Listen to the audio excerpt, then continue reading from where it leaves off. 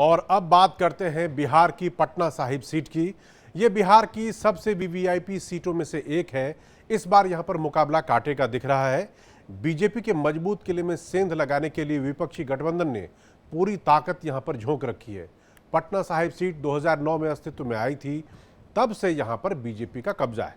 पहले शत्रुघ्न सिन्हा ने यहां पर 2 बार कमल खिलाया और फिर रविशंकर प्रसाद ने मोदी लहर में बड़ी जीत दर्ज की थी। लेकिन अब की बार बेरोजगारी और आरक्षण का मुद्दा उछालकर तेजस्वी यादव और राहुल गांधी ने लड़ाई को कांटे का बना दिया है। बीजेपी से रविशंकर प्रसाद एक बार फिर से पटना साहिब के रण में उतरे हैं। कायस्थ बाहुल्य सीट पर रविशंकर की दावेदारी मजबूत दिख रही है।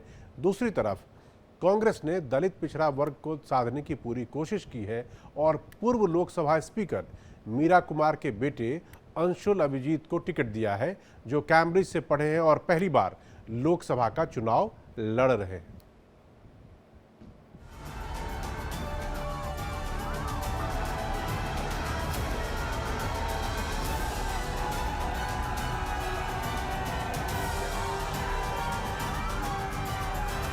चार जून के बाद भ्रष्टाचारियों पर कार्रवाई और तेज होगी, ये मोदी की गारंटी है।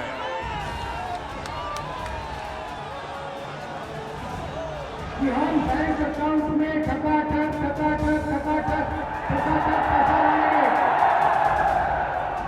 नरेंद्र मोदी अपने भाषण में कहते हैं खटाखट।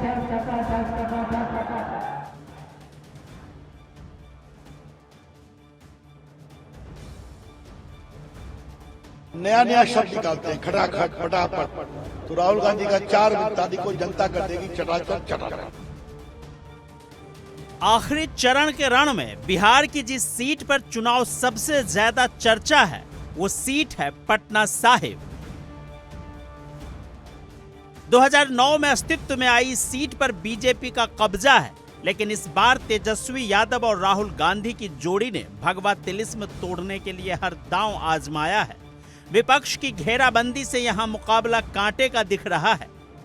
बेरोजगारी, आरक्षण और संविधान के मुद्दे पर मोदी सरकार तेजस्वी के निशाने पर रही है, तो पीएम ने भी परिवारवाद, भ्रष्टाचार और जंगल राज के मुद्दे पर लालू फैमिली की जमकर क्लास लगाई है।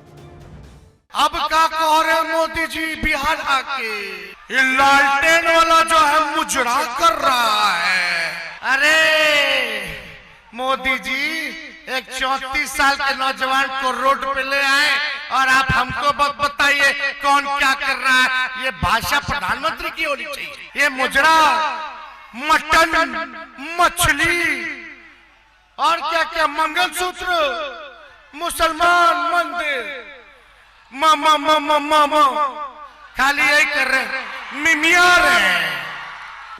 हट गए तब बीवी को बना दिया, अब आजकल बाल बच्चा को,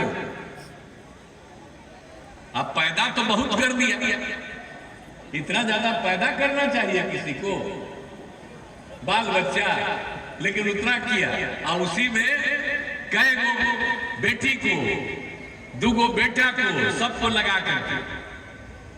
अब आप समझ लीजिए कि ये लोग क्या करते हैं।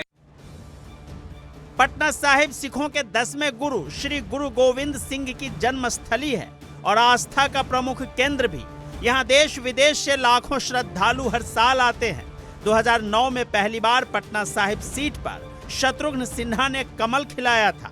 2014 में भी शॉटगन ने अपना विजयी अभियान जारी रखा। हालांकि 2019 में उन्होंने बीजेपी छोड़कर कांग्रेस का दामन थाम लिया और कांग्रेस के टिकट पर मैदान में उतरे। लेकिन बीजेपी के कद्दावर नेता और पूर्व मंत्री रविशंकर प्रसाद के सामने शत्रुघ्न को करारी हार झेलनी पड़ी। दिन में सपने बहुत देख रहे राहुल गांधी, आप नरेंद्र मोदी की ईमानदारी से तुलना करेंगे अपनी, उनके एक दाग नहीं है और आप खुद दागदार हैं और सारे आपके साथी। कोई को सजा हो गई, कोई जेल के अंदर है, इस तरह की बातें नहीं करें। राहुल गांधी हताश हैं और हताश हैं तो परेशान हैं। बीजेपी ने जहां एक बार फिर रविशंकर प्रसाद को पटना साहिब का कमान सौंपी है, जो कद्दावर नेता हैं और अटल सरकार के साथ मोदी सरकार में भी मंत्री रह चुके हैं, उनके खिलाफ कांग्रेस ने अब की बार पूर्व लोकसभा स्पीकर मीरा कुमार के बेटे अंशुल अभिजीत को उतारा है, जो विदेश से पढ़े हैं और बाबू जगजीवन राम के पोते हैं। अंशुल का ये पहला चुनाव है। वोटिंग से पहले पटना में राहुल और तेजस्वी ने बड़ी रैली करके माहौल अपने पक्ष में करने की कोशिश की। दूसरी तरफ पीएम मोदी ने भी रैली और रोड शो के जरिए रविशंकर प्रसाद के लिए प्रचार में कोई कसर नहीं छोड़ी। सीएम नीतीश कुमार और रक्षा मंत्री राजनाथ सिंह भी प्रचार के रण में उतरे। फैसला पटना की जनता को करना है। राहुल गांधी प्राइम मिनिस्टर बनने वाले हैं, तेजस्वी बनने वाले हैं, कौन बनने वाले हैं? कौन, उनका विजन क्या है देश के लिए? कोई आर्थिक नीति है? कुछ नहीं, कुछ छोड़ दीजिए। कभी संविधान लेके चलते हैं, संविधान 2 दिन चला तो आजकल एक नया जुमला शुरू कर दिया, छोड़ दीजिए। ये जुमला चलना चाहता है विकासशील देश को और आगे बढ़ाना। तो हम लड़ेंगे, हम रणनीति। फिलहाल यहां रुकेंगे एक छोटे से ब्रेक के लिए। ब्रेक के उस पार भी हॉट सीट जारी रहेगा। कांग्रेस हो और ये सब कांग्रेस है। 2024 এমন খেলা খেলবো। अब की बार 400 पार। अधिकांश लोगों की धारणा है कि आयुर्वेदिक इलाज स्लो और लंबा होता है और गंभीर रोगों को हैंडल नहीं कर सकता, लेकिन जीवा आयुर्वेद ने लोगों की सोच को बदल कर रख दिया है। जीवा आयुर्वेद ने 20 लाख से अधिक पेशेंट्स की पर्सनलाइज्ड चिकित्सा की है और 400 से अधिक स्टाफ आपकी सेवा में अवेलेबल है। यदि आपको लगता है कि आपकी बीमारी ठीक नहीं हो रही है तो एक बार जीवा आयुर्वेद में जरूर कॉल करिए। तो अभी तुरंत 88 26 40 40 40 पर कॉल करिए। एक फोटो सर बाहर के ले ले। जब टैलेंट अंदर है तो फोटो बाहर क्यों बे? पेंट सिर्फ पेंट नहीं चैम्प, ये लहर है लेटेक्स की। ज्यादा ड्यूरेबल, ज्यादा कलर्स, अब आपके बजट में। Asian Paints new Bharat latex paint, अब हर घर खेलेगा, हर घर खिलेगा।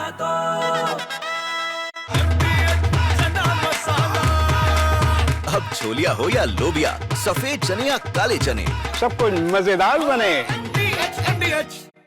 100 टन गोल्ड रिटर्न, तड़पता रहेगा ब्रिटेन। 7वें चरण का इम्तिहान, किसकी बनेगी सरकार?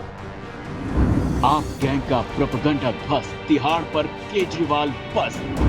कुदरत का 3rd डिग्री टॉर्चर, गर्मी के साथ बर्फीला बवंडर। इंडिया बोल रहा है, रात 8:55 पर विवेक शांडिल्य के साथ।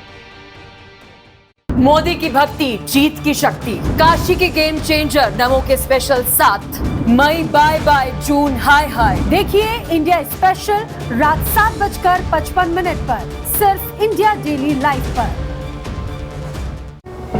मैं कांग्रेस हूँ और ये सब कांग्रेस है। 2024 এমন খেলা খেলবো। अब की बार 400 पार। तो आपने हमारी रिपोर्ट देख ली कि पटना में वहाँ पर क्या कुछ होने वाला है और वहाँ का जो सियासी समीकरण है और वोटरों का जो कुछ भी रुझान रहा है पिछले 2 चुनावों में, वो आपके लिए समझना ज़रूरी है। इसलिए पहले वो समझाते हैं 2019 का और 2014 के आंकड़े कि आखिर वहाँ पर जब चुनाव हुए थे तो कितने वोटों से कौन जीता था। देखिए 2019 रविशंकर प्रसाद को 60% से ज़्यादा यानी 61.85% वोट वहाँ पर मिले जब वो बीजेपी के टिकट पे वहाँ से लड़े थे। और उससे पहले 2 बार जीतने वाले शत्रुघ्न सिन्हा कांग्रेस की तरफ से जब लड़े तो उनको 32.87%, यानी अगर आप एक नज़र देखें तो लगभग 2 गुने के बराबर का वोट का अंतर है। यानी कि ये जो सीट है, ये सीट पर आप कह सकते हैं कि बीजेपी का स्ट्रांग होल्ड इतना ज़्यादा है कि उसको टक्कर दे पाना बहुत ही मुश्किल है। अब 2014 की तरफ रुख करेंगे। 2014 देखिए, 2014 में भी बीजेपी जीती थी। उम्मीदवार उनके दूसरे थे, शत्रुघ्न सिन्हा थे, जो कि 55% से ज़्यादा उनको वोट मिले। और उनके सामने कांग्रेस के कुणाल सिंह थे, जिनको कि 24.95% यानी आप कह सकते हैं कि 25% के आसपास। और डॉक्टर गोपाल प्रसाद सिन्हा जो जेडीयू के उम्मीदवार थे, उनको 10% से थोड़ा ज़्यादा। अगर आप इन आंकड़ों को देखेंगे तो देखेंगे कि बीजेपी को 50% तो कम वोट मिला ही नहीं, 55 और दूसरी बार 60 से ज़्यादा। यानी इसे आप बीजेपी का गढ़ कह सकते हैं। उससे पिछले चुनाव में भी बीजेपी को ही जीत मिली थी। इसीलिए इस सीट पर बीजेपी के किसी उम्मीदवार को टक्कर देना किसी दूसरे के लिए इतना आसान नहीं है। तो इसलिए इस बार भी जब अंशुल अभिजीत और रविशंकर एक दूसरे के आमने सामने होंगे तो मुकाबला दो व्यक्ति से कहीं ज़्यादा दो पार्टियों के बीच में होगा और बीजेपी इसमें साफ साफ एज लेते हुए, बढ़त बनाते हुए दिखाई दे रही है।